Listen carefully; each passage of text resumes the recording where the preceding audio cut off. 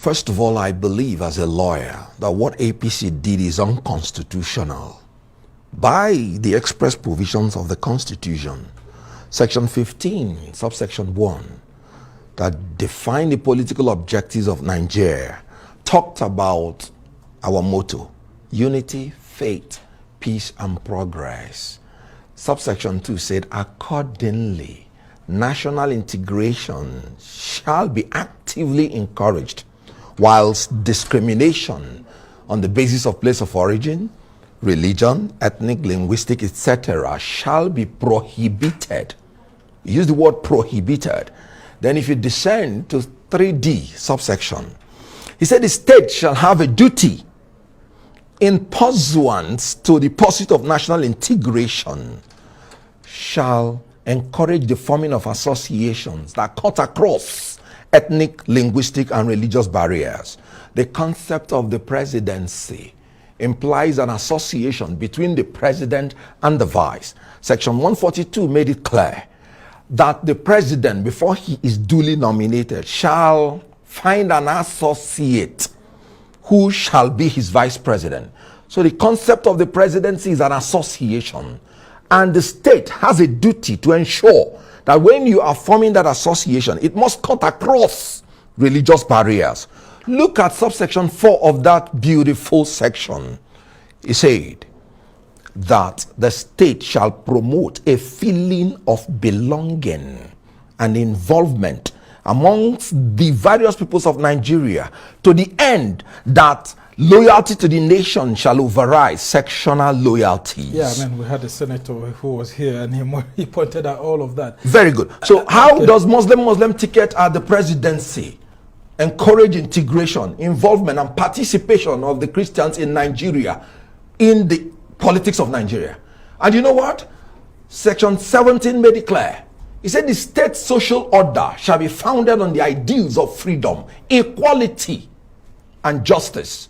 Equality amongst the religions and even in the population. The religion is almost 100 million versus 100 million. So how do you say it? And let me descend to the constitution of APC. Being a former member of the Presidential Campaign Council, the APC summarized it and even made it more strong. That's in its constitution. Constitution of APC.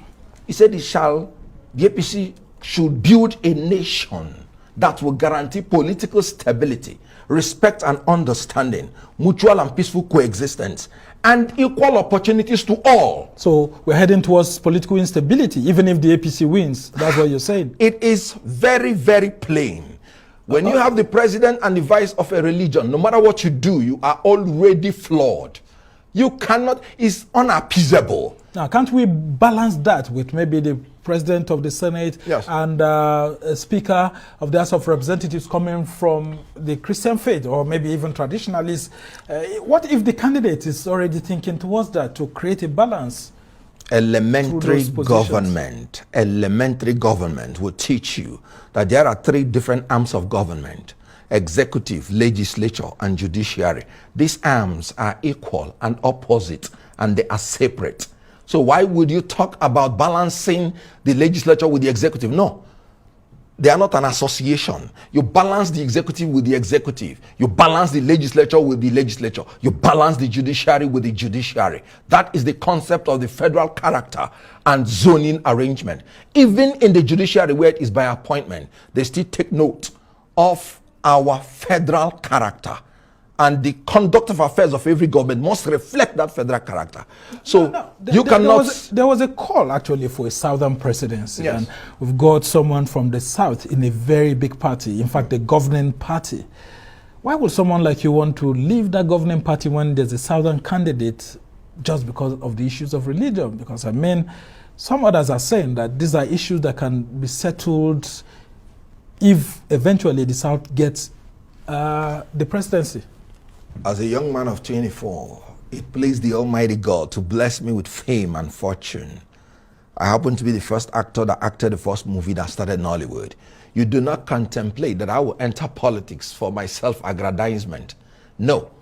Nigeria is my pursuit in politics, and I will keep searching for it until I find it. So whatever you want to give me as a person is secondary. Give me Nigeria. Give me stability. Give me employment to the youths. Give me sense of belonging. Give me participation of everybody. And you would have made my day. I was in APC all this while. I did everything. I erected the secretariat of APC in my ward, in my local government. I saw you defending Buhari even when it was good, very difficult for a lot of his persons to beautiful defend him in the southeast. APC has done nothing for me personally. Have you ever seen me complain? And I'm not going to complain. So what party are you moving to? I am not contemplating any party yet. But I must have to tell you, a friend of mine, a northern brother of mine from Kano State, when he learned I was coming to this program, he told me that I must be obicentric going forward. You should join the obedient movement. Good. This is a northern Muslim talking. Anybody that is telling you that northern Muslims will not support Christians is telling you false statement. And that is the problem with bringing octogenarians to manage your party and manage the affairs of government. Senator Adamu. Have you joined the obedience team? I am obicentric, but I have not joined any party because that is the ticket that has actually provided for me that stability, that youthful energy that we need to change the system of Nigeria at this time. Those in APC and PDP says it's just an internet sensation. I mean, social media buzz. And of course, that, for example, on Saturday, when the Osun State governorship election will be held, that you will see where Labour Party will be. And it won't be among the top 3 or something like that. When they say such things, what do you say to them? Do you remember the time that APC was campaigning in 2015? They were the originators of internet sensation.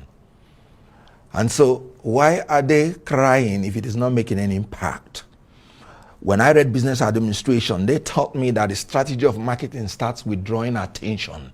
We call it the IADA principle. Attention, interest, desire before action. So stimulating attention of the people is the first thing you have to do when you want to market a product. And Obi is doing that well? They are doing it effectively well. And that is why those people are rattled. Okay, as we try to round off this conversation, we've seen a lot of actors like you pitching their tent with this same presidential candidate that you're running away from. I mean, so if you're going away, some of your colleagues are going to Tinubu and all of that. What do you make of such moves? They are making the moves as actors, simpliciter, that are entitled to the appearance fee. So they're acting movies. You can say that again. So there's an element of deception there. I wouldn't say that with you.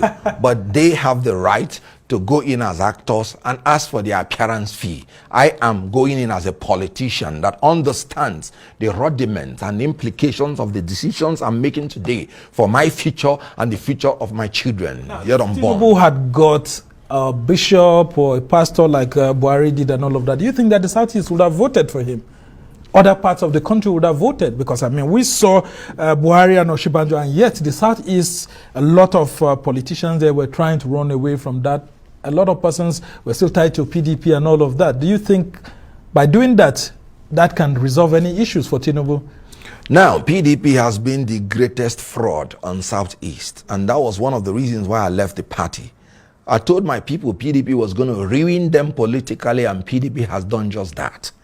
They have been sheepishly following PDP from 1999, giving them 95% of their votes, whether it is a Fulani Muslim or a Christian from South, or it was PDP all through. Now, PDP, after 24 years, did not even consider them qualified, not for the presidency, not for the vice presidency, and in the ticket of the presidency, for a party they sacrificed all, they got nothing. So PDP... Ifeanyi not Igbo enough for you.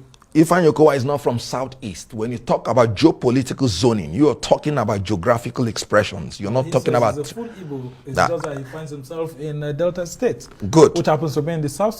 Good. Very quickly before we end. Then it will be very, it wouldn't be, it would accord to justice for him to take things that will come from South in the name of Igbo, and then come back to take things that will come to Southeast in the name of Igbo. There are Yorubas in North Central, in Kwara State. Would you want them to take the position that is meant for Southwest? So Okowa is Igbo. I have no doubt about that. I love him and respect him for that. When it comes to geopolitical balancing, he is South. and he has to allow what has to do with Southeast. That if Tinubu had made Yes. a pope or a bishop or pastor, Yes. his advice, would the Southeast have voted for him quickly? Now, just before when you want a region or a geopolitical zone to vote for you, what do you have for them? Okay. That is politics. It's about the interest of my people. Our people that have been ruling us have been very, very, very extravagant in their failure. Just as the Senator Adamu has been publicly proclaiming his proclivity to primordial sentiment. All right. Now, my people must learn to negotiate their interest in order to give their votes. All That they right, have not Thomas, done. thank you so much. Kenneth Okonkwo is a former member of the APC Presidential Campaign Council, an actor, lawyer, businessman, and all of that. Thomas, thank you so much, especially for your passion for Nigeria. you. And that's how it's been for this edition of the Arise interview. Do join us again tomorrow from me and the entire team here in Abuja. Goodbye and thank you for watching. I'm Somna Sambo.